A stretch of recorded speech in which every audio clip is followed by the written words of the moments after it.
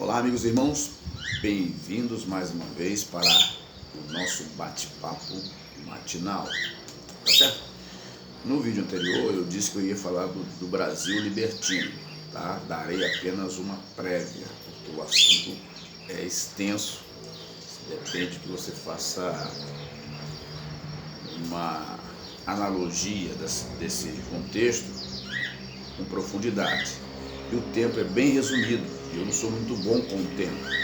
Você já percebeu que eu não sou bom com o tempo, porque eu não sou um especialista, né, em técnicas de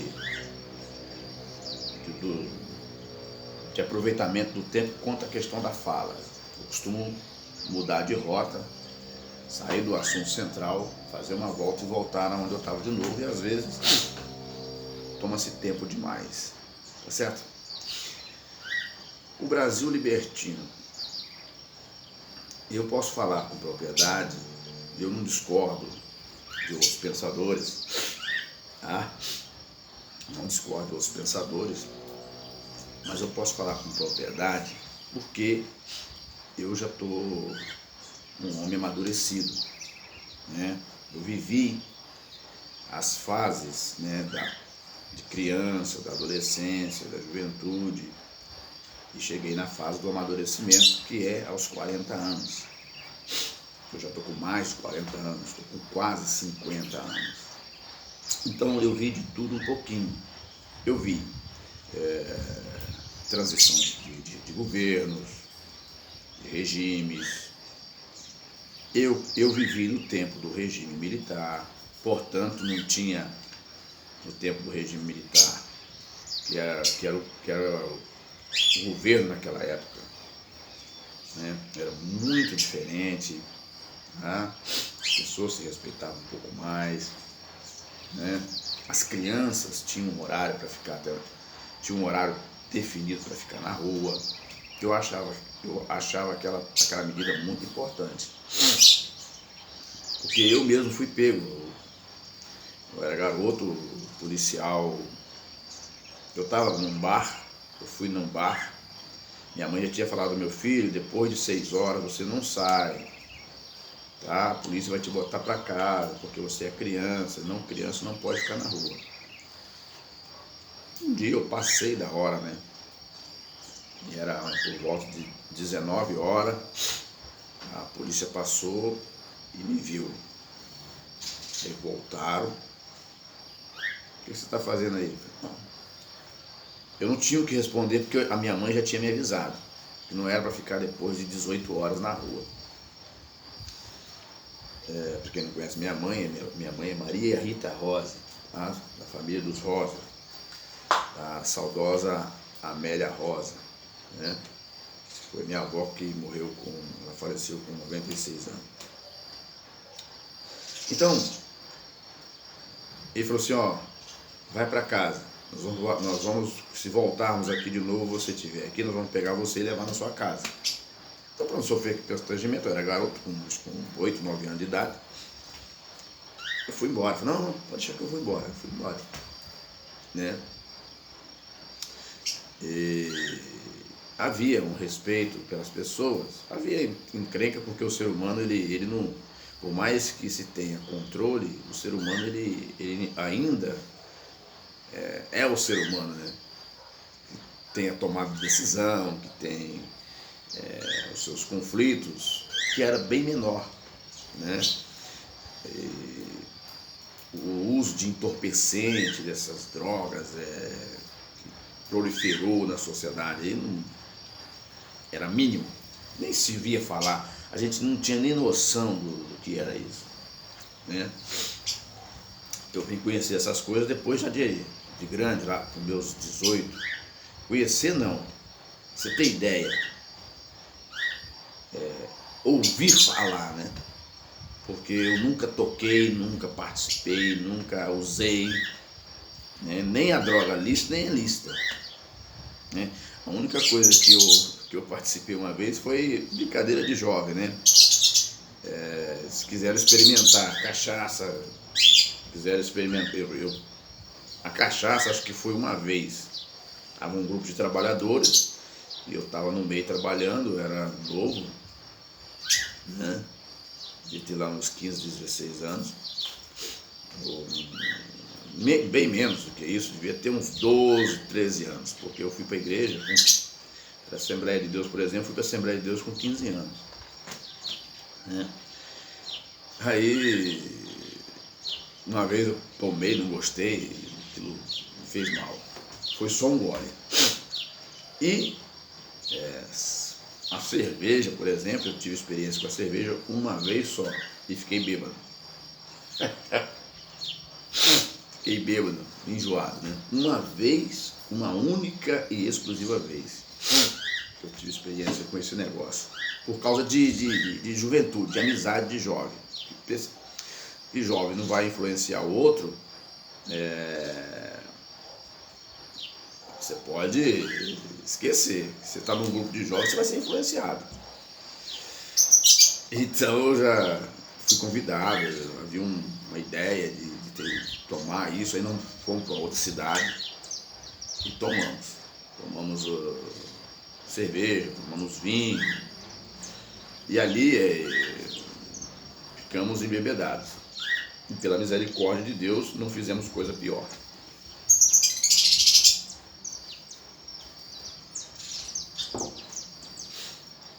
E já naquele tempo, a gente, por curiosidade, nós queríamos saber quais os efeitos e tal, coisa de rebeldia mesmo.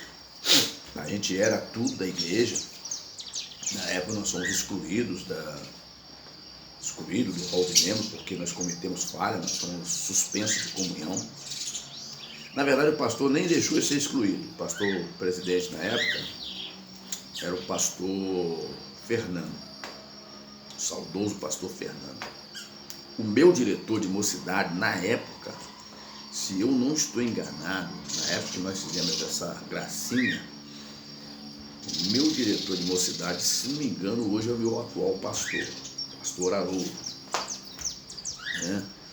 Nós éramos levados também, né? Soltamos muitas vezes nossas bombinhas, cabeças de negro, dentro da casa do pastor Haroldo. Né? Uma vez eu joguei umas 8 bombinhas dentro do quintal dele. Depois fomos no outro diretor, que era o Joenes, na época, Joenes Macedo, era o nosso diretor de mocidade. Soltamos mais umas 8 lá também. Só na casa do pastor Fernando nós tivemos dificuldade de soltar essa bombinha, porque nós passamos lá, acho que ele estava em pé no portão, sei lá, era casa velha ainda, aquela casa de baixo. Aí nós passamos de bicicleta lá, passou um só para vigiar, para ver se ele estava lá mesmo. Mas aí nós ficamos com medo de soltar, ali na casa do pastor. Aí depois descobri que era nós, na segunda-feira, fomos convocados para a reunião. Tomamos lá um puxão de orelha. Quase toda segunda nós éramos chamados para a reunião. Então, tive meus momentos de rebeldia, mas não foi uma rebeldia de profundidade, né? Foi uma rebeldia de tipo criança fazer arte, né? Daí por diante, nós fomos tomando um pouquinho de vergonha e deixando de fazer essas coisas. Né? Na época que nós bebemos, eu fiquei suspenso de comunhão. O pastor falou: eu não vou excluir vocês. Vocês estarão fora de todas as atividades da igreja. Vocês vão estar em disciplina a partir de hoje. Mas a obrigação de vocês é comparecer todos os cultos. Para mim foi vergonhoso, sabe? E eu achei justo, porque eu expus a igreja numa situação, porque não pode um jovem de uma igreja de Assembleia de Deus, com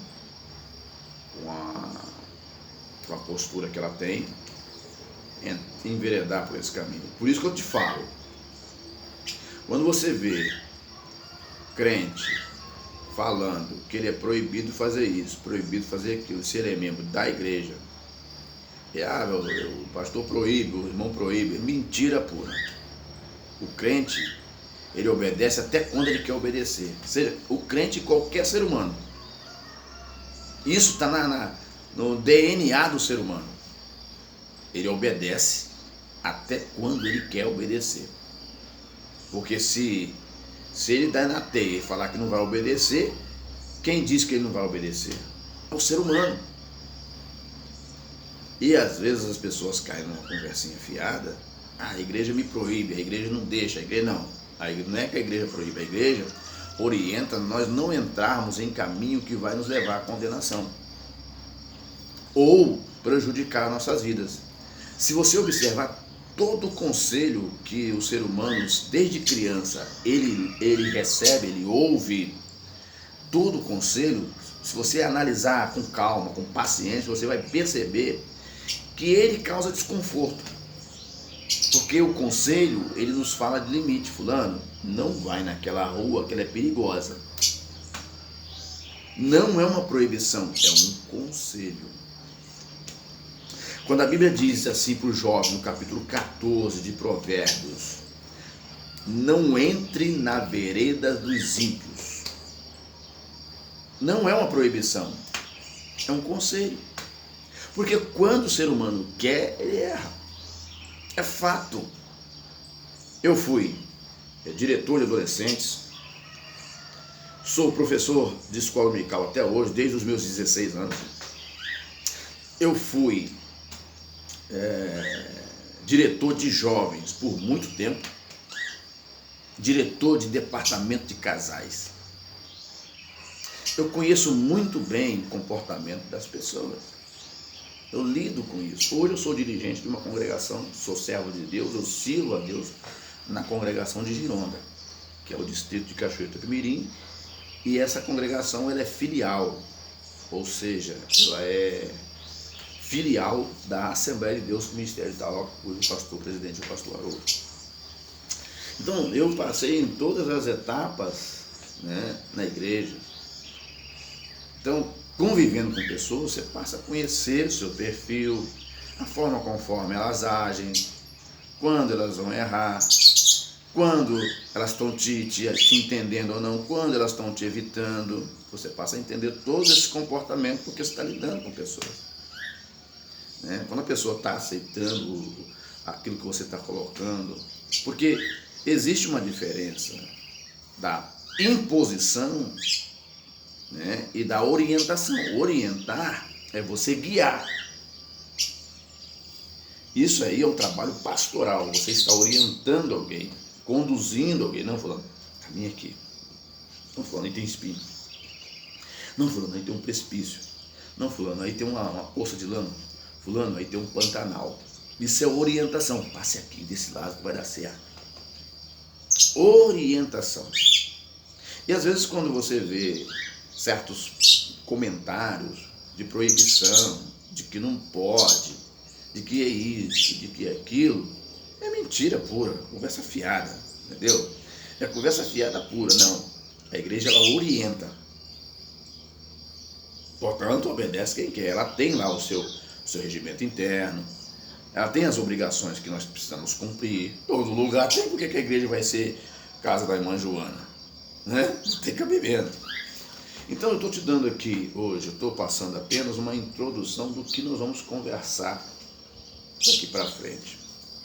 Então, o Brasil, ele se tornou um país libertino. E se você quiser acertar isso, não vai ser com duas conversas. Não.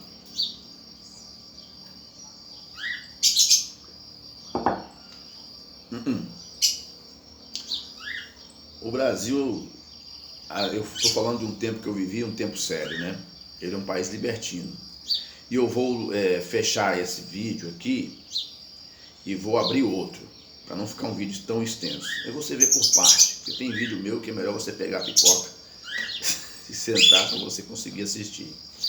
Não é verdade? Mas o Brasil é um país libertino tanto politicamente, tentando sair aí moralmente, né, e espiritualmente. Ô, Marco, por que você está incluindo espiritualmente? Eu vou explicar. Porque na questão espiritual não está o espiritual só do lado de Deus. Em todas as áreas. Talvez não dê tempo da gente explicar todos os parâmetros. Mas eu vou me atentar aos parâmetros que nos levaram a ser um país estranho. avesso daquilo que mantém as estruturas. Porque quando nós damos atenção às bases estruturais da nossa família, que automaticamente as somas das famílias montam o corpo que é o nosso país hoje, se nós deixarmos de orientar, estruturar de maneira moral, espiritual, social, da convivência e tudo mais, do entendimento, se nós não cumprirmos com essas obrigações que nós temos que colocar em prática, o nosso convívio, né, e pensarmos só em coisas promíscuas, perdemos nossas estruturas, perdemos a nossa firmeza e ficamos sem direção, sem saber para onde ir. É apenas uma introdução, nós vamos continuar no próximo vídeo. A gente se fala na próxima.